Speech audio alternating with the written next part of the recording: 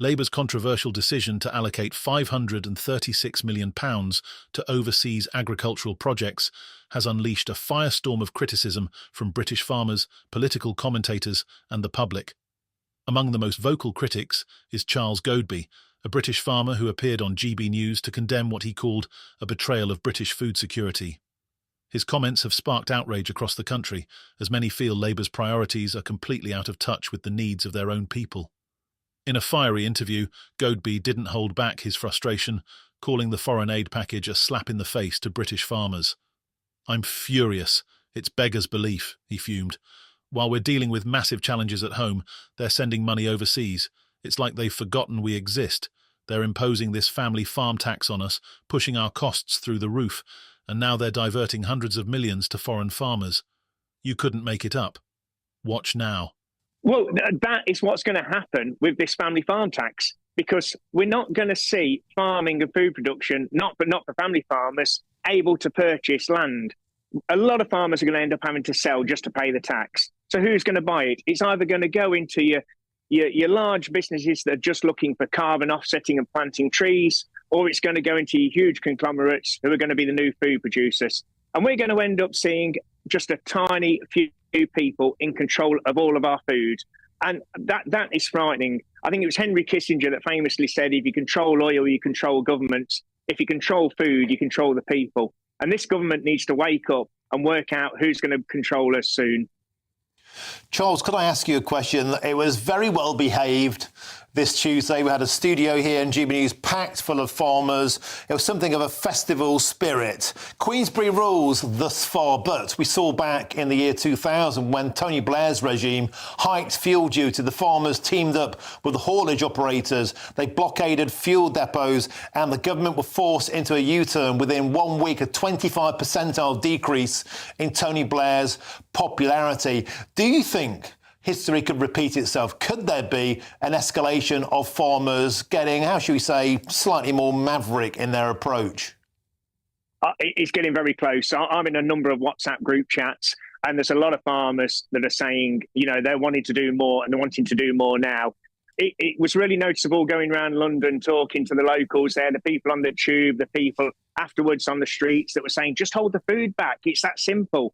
And that is really the last thing we want to do, because we don't want to hurt, the general population, and it'll be the poorest in society that will get hurt. But it's getting close to that. We need to see what the government are going to do over the next 24, 48 hours, really, because I had meetings in Westminster with my MP. She admitted straight away the Treasury figures are wrong. This is a Labour MP. The £536 million fund in question is earmarked for 10 agricultural projects in Africa, Asia and South America, designed to support farmers abroad. While Labour has defended the move as part of its commitment to international development, British farmers argue this comes at the expense of their own livelihoods. The timing couldn't be worse for the UK's agricultural sector, which is already struggling under the weight of rising costs, poor yields and Labour's planned inheritance tax changes. Dubbed the family farm tax by its critics, this policy would make it significantly harder for small family-run farms to pass their land down to future generations. Godby warned this would have devastating consequences, not just for farmers, but for the country's entire food system. "It's not just about the money," he explained. "This is about food security. If British farms go under, we'll become completely reliant on imported produce that doesn't even meet our standards. It's reckless, short-sighted and frankly dangerous." Godby also revealed the growing unrest among farmers. In WhatsApp group chats and private meetings, many are discussing taking drastic measures to make their voices heard. "A lot of farmers are saying they're ready to do more. Much more," he said. "I've heard people talking about holding food back, refusing to deliver to supermarkets. It's that simple. We don't want to hurt the general public, but we're running out of options." This isn't just idle talk. Earlier protests in Westminster saw hundreds of farmers marching through the streets, demanding the government rethink its policies. Godby recounted how even city dwellers, who are often disconnected from rural issues, showed their support. "I spoke to people on the tube, on the streets, and they were saying the same thing. This isn't right. It gives me hope that people are starting to see the bigger picture." But Godby's warnings weren't limited to protests. He revealed that during a meeting with his MP in Westminster, he was told that the Treasury's figures for the inheritance tax plan were flawed. She admitted it outright. The numbers are wrong, Godby said, and there are backbenchers who know it too, but they're scared to vote against the whip because they don't want to lose their privileges. It's infuriating. How can they sit there and let this happen? The outrage over Labour's policies extends beyond the farming community. In cities and towns across the UK, the energy crisis is deepening the sense of betrayal. Britons like Janine Moody, a GB News viewer, have shared harrowing stories of how soaring energy bills are forcing them to make unthinkable sacrifices. Moody described how she has been confined to her bedroom with a single electric heater because she can't afford to heat her whole house. "The rest of the house is like an iceberg," she said through tears. "I don't put the heating on because I'm terrified of what the bill will be. It's made my health so much worse." Her story reflects the broader struggles facing millions of Britons. Moody, who suffers from a range of physical and mental health issues, explained how the cold has exacerbated her conditions. "I've worked all my life, paid my taxes, and now I can't even afford to heat my home. It shouldn't be like this," she said. "We're supposed to be a developed country, but it feels like survival mode." These stories are creating a powerful narrative of frustration and despair, with Labour at the centre of the storm. Critics argue that the party's focus on overseas aid and tax hikes demonstrates a profound disconnect from the struggles of ordinary Britons.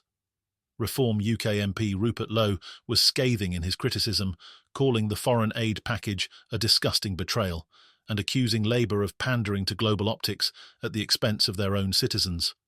"British farmers are the backbone of this country," Lowe said. "They work tirelessly to put food on our tables, and this is how they're treated. It's outrageous.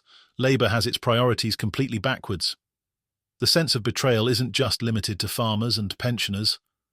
Across the country, people are grappling with a cost of living crisis that shows no signs of easing.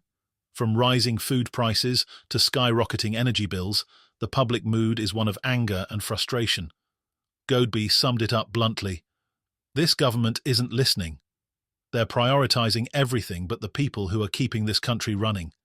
It's not just farmers who are fed up. It's everyone." The question now is whether Labour will heed the warnings and change course, or whether their inaction will push the situation to a breaking point. Godby's message to the government was clear. You've got 24 to 48 hours to sort this out. If you don't, things are going to escalate. As the pressure mounts, the prospect of nationwide protests and potential food strikes looms large.